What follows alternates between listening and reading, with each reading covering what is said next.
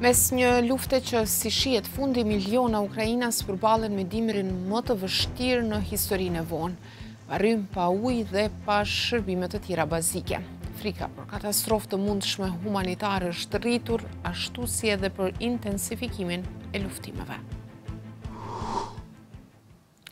Përshëndetje të nderuar shikues, mirë se vini në edicionin e ri të Ekspozes, magazinës së përjashtme televizive të radios Evropa e Lirë. Unë jam Valona Tela. E përballur me humbje në fushë betejë, Rusia po kërkon mënyra të tjera për të mundur Ukrainën. Ka javë që sulmon vazhdimisht rrjetin e saj elektrik dhe infrastrukturën e ngrohjes. Ekipet emergjente punojnë pa ndërprerje në riparime, por miliona njerëz shpesh mbeten me ditë të tëra pa rrym, pa ujë e pa gaz. Другу добу немає світла, води, більше 60 дітей сидять зараз, не можемо приготувати все від світла, прийшли, щоб нам допомогли в харчуванні, гарячій піші для дітей. Dimri mbërrin herët në Ukrainë. Temperaturat atje kanë rënë tashmë nën 0 gradë Celsius. Autoritetet në lokacione të ndryshme kanë ngritur mira qendra ku njerëzit mund t'i mbushin telefonat dhe të ngrohen. Duhet të bëjmë gjithçka për të mbijetuar këtë dimër, ka thënë presidenti i Українës Володимир Зеленський.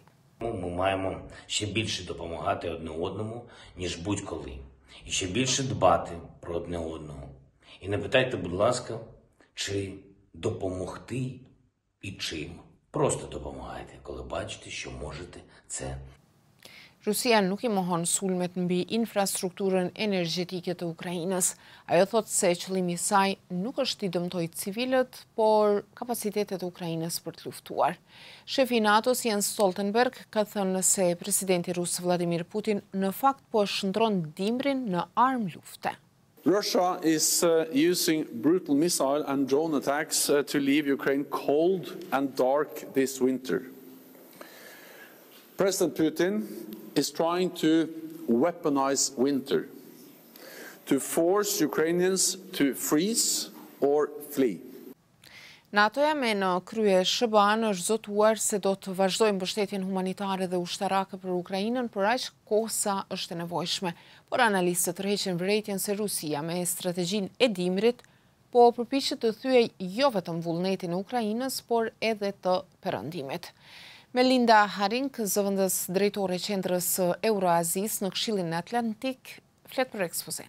He's going to continue to try to shell the country and make Ukraine unlivable, ungovernable. He wants to make Ukraine very cold and miserable. And he wants to break the will of the Ukrainian people and cause millions of Ukrainians to enter the European Union as refugees. And he wants to bring chaos and destroy Western resolve in Europe.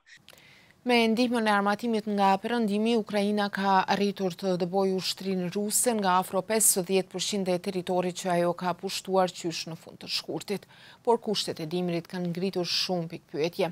Për kë mund të jetë pengesë moti I ftohtë, cilat janë nevojat më imediate të Ukrainës si vend I pushtuar dhe si mund të jenë më të dobishëm partnerët e saj perëndimor. Në disa raste në të kaluarën, dimrat kanë shkuar në favor të Rusisë. Moti I ftohtë ka ndihmuar atë ta ndalojë përparimin e forcave të Napoleonit apo edhe atyre të Hitlerit. Megjithatë në Ukrainë, Moska përballet me një kundërshtar që është I ambientuar me kushtet e dimrit. Melinda Haring nga Këshilli Atlantik thotë se vështirësi më të mëdha mund të kenë rusët, të cilët qysh në fillim të pushtimit janë përballur me probleme në logjistikë. Are the Russians prepared for the winter conditions? We saw Putin mobilize an additional 300,000 troops this fall. Does he have winter uniforms? Does he have the supply lines he needs? Does he have the food he needs? Does he have blankets? I think these are all open questions. And then now there's speculation too that Moscow is going to mobilize more troops, in January or February. So that's more equipment that I really highly doubt that the Russians have ready to go. Disa njësi ruse kanë përdorur mediat sociale si telegrami për t'u ankuar se u duhet I blejnë vetë pajisjet për luftë nga rrobat deri te sobat për ngrohje. Po ashtu ka pasur raporte se Rusia u është drejtuar fabrikave të veshjeve në Korenë e Veriut për të bërë uniforma dimrore për trupat e saj. Në anën tjetër, Ukraina ka përfituar nga dërgesat e perëndimit, përfshirë veshje, gjenerator, tenda dhe ngrose. Ish oficeri i ushtrisë amerikane John Spencer thot për ekspozen se në rrethana si këto, rol të madh ka edhe morali i forcave luftarake që është më i lartë nga ana e Ukrainës. Për më tepër, thot ai, ukrainasit janë duke marrë këshilla dhe trajnime nga Finlanda dhe Kanadaja, ushtrite të cilave janë të mësuara në kushte ekstreme të motit. The winter will impact the Russian soldiers more than it will the Ukrainian soldiers. Ukrainian soldiers are better fed, better clothed, they can rotate out, their leaders care about them. In Russia, Putin is fine for his soldiers to suffer without training, without cold weather equipment. Disa zyrtarë të inteligjencës perëndimore kanë thënë se presin që intensiteti i luftimeve në Ukrainë të ngadalësohet për shkak të ftohtit. Drejtoria e inteligjencës kombëtare të SHBA-s, Avril Haines, ka thënë më 3 dhjetor se ritmi i konfliktit tashmë është ngadalësuar. Presim të vazhdojë kështu edhe gjatë muajve të ardhshëm, ka thënë ajo. Megjithatë, Spencer, ekspert i luftrave, nuk e ndan këtë mendim.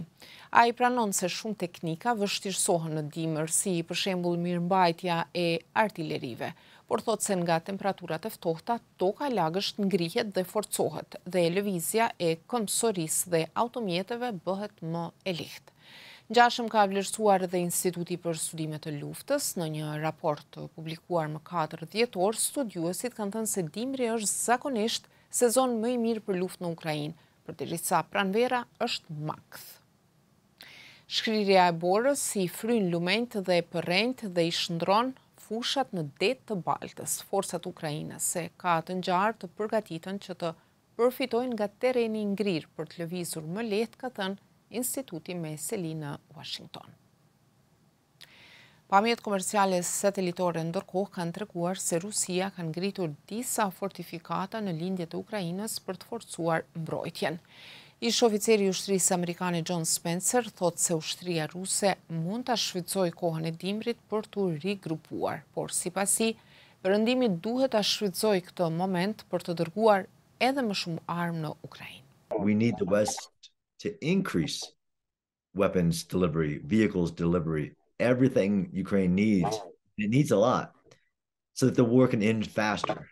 So absolutely, I think there are certain systems that are still being withheld, like tanks, longer range rockets, the scale of deliveries, there's stuff that's been promised that hasn't been delivered. Por disa paralajmërojnë se Rusia do të shfrytëzojë këtë periudhë për të rritur edhe zemrimin e qytetarëve të rëndomtë perëndimor, të cilët tash e sa muaj përballen me inflacion të lartë. Në një raport që ka publikuar muajin e kaluar Instituti Mbretëror i Shërbimeve të Bashkuara me seli në Britani, thuhet se Moska ka të ngjarë të nisë një fushat informacionesh në përpjekje për të bindur publikun perëndimor që të shpenzojë më shumë para për vete dhe më pak jashtë vendit. Gjatë dimrit, temperaturat në pjesë të Ukrainës arrin deri në -20 gradë Celsius. Organizata botërore e shëndetësisë ka thënë se ky dimër do të jetë luftë për mbijetesën në Ukrainë. Ajo u ka tërhequr vërejtjen të gjitha palëve të përfshira në luftë se miliona njerëz do të përballen me sfida masive shëndetësore, përfshirë pneumoni, grip dhe fruth. OBSH-ja ka dokumentuar më shumë se 700 sulme në infrastrukturën shëndetësore të Ukrainës, prej se Rusia ka nisur pushtimin e saj më 24 shkurt. Shikues të nderuar, kaq për këtë edicion të ekspozes. Unë ju falenderoj që na ndoqët dhe ju ftoj të vazhdoni të përcjellni Radion Evropa e Lirë në webfaqen evropaelir.org, si dhe në rrjetet sociale Facebook, Twitter, Instagram dhe YouTube. Bashkë takohemi të premten ardhshme, mirëmbëjtje.